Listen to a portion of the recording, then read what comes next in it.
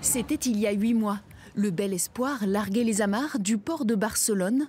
À son bord, des jeunes de tous horizons, dont plusieurs Marseillais. Ils vont vivre 15 jours dans ces quelques mètres carrés.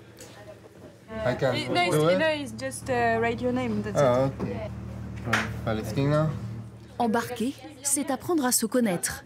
Chaque équipage illustre toute la diversité de la Méditerranée. Ça paraît tout petit comme ça et en fait c'est que des pays différents, que des cultures différentes et dans un espace si restreint. C'est assez dingue.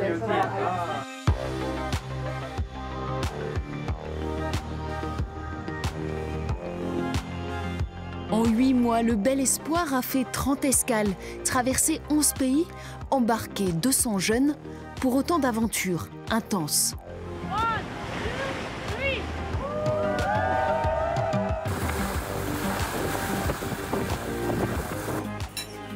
La première expérience qu'on vit, qui est très forte, c'est l'expérience du mal de mer.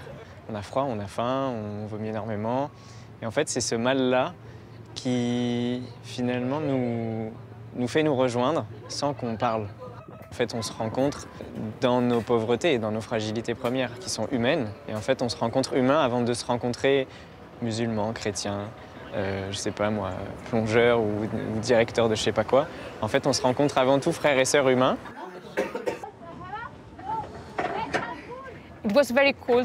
C'était très cool de voir comment on s'est vite synchronisés les uns les autres. Quand on hissait la voile, il fallait se coordonner à deux avec les mains comme ça, sans se rentrer dedans.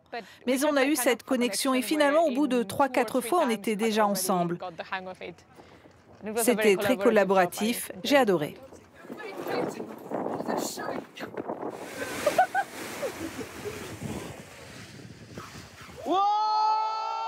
Le fait d'être déjà dans l'environnement de la mer, donc c'est quand même un élément qui nous dépasse complètement, donc à la fois parfois qui nous rend malade et tout ça, mais il y a quelque chose où on s'émerveille vraiment ensemble de ce qu'on voit, des dauphins, de la nature, de chanter ensemble, de partager nos musiques, de dessiner et tout ça.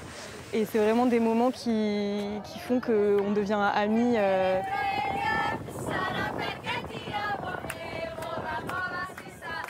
À terre, chaque escale est une occasion de rencontre avec des communautés religieuses, des associations.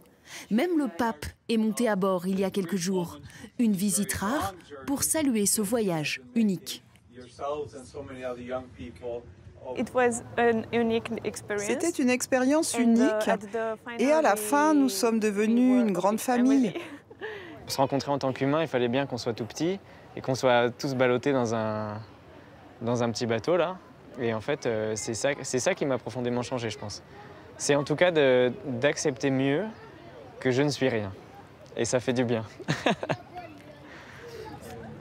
À l'heure des retrouvailles à Marseille, la joie reste intacte, mais ils le savent maintenant, c'est à eux de porter ce dialogue entre les peuples.